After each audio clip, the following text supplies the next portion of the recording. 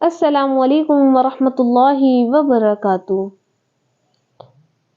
قرآن پاک آپ کو مشکل میں ڈالنے کے لیے نہیں ہے، بلکہ قرآن آپ کو مشکل سے نکالنے کے لیے ہے۔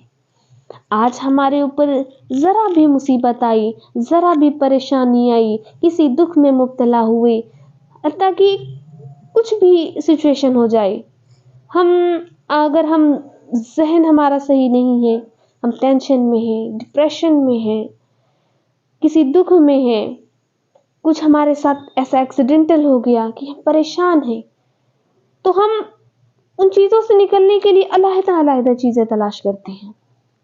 ہم ڈپریشن میں ہیں، لوگ کہتے ہیں تنہا ہے، سوچ میں ہے، گانے سن لے، کچھ ایکٹیویٹیز کر لے، کسی کام میں دل لگا دے، کچھ کریٹیو چیزیں کرے، تو انسان کا ذہن بٹا رہتا ہے۔ کسی دکھ مصیبت میں ہے تو آج ہم واویلا کرنے بیٹھ جاتے ہیں۔ آپ خوب سن لیں کہ اگر ہم پر کوئی مشکل ترین وقت آ رہا ہے تو ہمیں ہمارے رب سے بات کرنے کی ضرورت ہے، ہمیں ڈائریکٹ اپنے رب سے کانٹیکٹ کرنے کی ضرورت ہے۔ اگر ہم اپنے رب سے کانٹیکٹ کریں گے نا تو ہمیں کبھی غلط مشورہ نہیں ملے گا۔ اگر ہم ڈپریشن میں ہیں تو ہم ان گانوں کو سننے سے بہتر اگر ہم قرآن کی تلاوت میں غور کریں، قرآن کو پڑھیں، سمجھ کر پڑھیں، تو دیکھیں آپ کا ڈپریشن کیسے کافور ہوتا ہے۔ قرآن آپ کو کبھی بھی مشکل میں ڈالنے کے لیے نہیں ہے، وہ تو آسانی کے لیے ہے، آپ کی پریشانیوں کو حل کرنے کے لیے ہے۔ اگر آپ کا کبھی کوئی مسئلہ نہیں حل ہو رہا ہے، آپ کسی بات میں پریشان ہیں، آپ کو کسی کا مشورہ چاہیے، تو آپ یقین کریں اپنے رب سے مشورہ کریں۔ آپ نمازوں میں دل لگائیں، دعائیں کثرت سے مانگیں، اپنے رب سے بات کریں، قرآن پڑھیں، قرآن کے ذریعے اپنے سوالوں کے جواب تلاش کریں۔ قرآن ہمیں مشکل میں ڈالنے کے لیے بالکل نہیں آئے، وہ تو بلکہ ہماری مشکلات کو آسان کرنے کے لیے آیا ہے، ہمارے سوالات کے جوابات دینے کے لیے آیا ہے۔ آپ اس کے لیے کم از کم ہر روز صرف 10 منٹ نکالیں اور قرآن کو پڑھیں، کم از کم 10 آیتوں کو ہی پڑھ لیں، تو یہ آپ کی زندگی سکون سے نکال دے گی۔ اور آپ دیکھیے گا جب آپ قرآن پڑھیں گے سکون سے، سمجھ کر، اس کی ایک ایک آیتوں کے معنی کو سمجھ کر، تو آپ کو ایسا قلبی سکون میں اثر ہوگا جس کی آپ نے کبھی تصور بھی نہیں کی ہوگی۔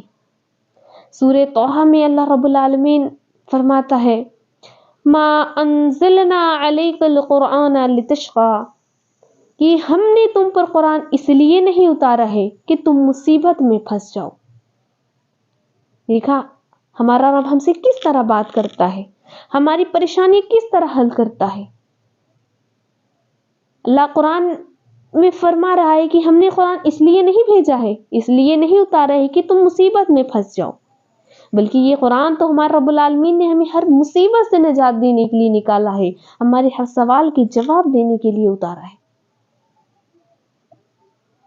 تو کیا ہمارا فرض نہیں بنتا کہ ہم اتنی بڑی کتاب کا، اس آسمانی کتاب کا حق ادا کریں؟ کیا ہمارے ذمہ نہیں ہے کہ ہم نے اس قرآن کو سیکھا ہے تو اس سیکھنے کا حق ادا کریں؟ کیا ہم اپنی اس زندگی میں اس 24/7 کے معمول میں صرف 10 منٹ اپنے لیے نہیں نکال سکتے کہ ہم قرآن کو وقت دیں؟ قرآن آپ پر بوجھ نہیں ہے، بلکہ یہ آپ کے دل پر پڑے بوجھ کو ہلکا کرنے کے لیے ہے۔ ہاں ابھی ہمیں یہ بوجھ لگے گا کہ اس کیسے ہم پڑھیں، اتنا وقت کیسے دیں، 1 دن کاہلی لگے گی، 2 دن کاہلی لگے گی، 3 دن کاہلی لگے گی، لیکن یقین جانیں جب آپ اس کو اپنا معمول بنا لیں گے، جب آپ قرآن کو پڑھنا شروع کر دیں گے، تو آپ دیکھیے گا کہ یہ آپ کو ایسا محسوس ہوگا کہ آپ کے دل پر جو بھی بوجھ تھا، جو مشکلات تھیں، وہ کیسے حل ہو رہی ہیں۔ آپ کسی بھی سچویشن میں آپ قرآن کی آیتوں کو پڑھیں، آپ کو دیکھیے کتنا سکون ملتا ہے۔ آپ دعائیں پڑھیں، یہ دعائیں زیادہ تر ہمارے قرآن کی ہیں، دیکھیے کتنا سکون ملتا ہے۔ تو قرآن کو اپنی زندگی میں زندہ کریں۔ قرآن صرف اس لیے نہیں ہے کہ وہ الماریوں پر سجا کر رکھا جائے، بلکہ قرآن کو وقت دیں، قرآن کا حق ادا کریں۔ یقین جانیں یہی قرآن آپ کے حق میں آخرت میں اللہ پاک سے آپ کے لیے سفارشیں کرے گا کہ اللہ اس نے میرا حق ادا کیا ہے، اللہ اس کو معاف کر دے۔ تو اتنی اچھی سفارش کو آپ کیسے اپنے ہاتھوں سے گنوا سکتے ہیں؟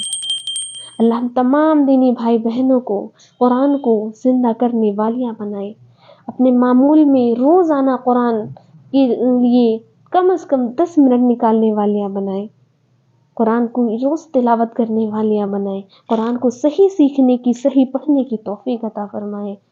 آمین یا رب العالمین۔ جزاک اللہ خیرا کثیرا۔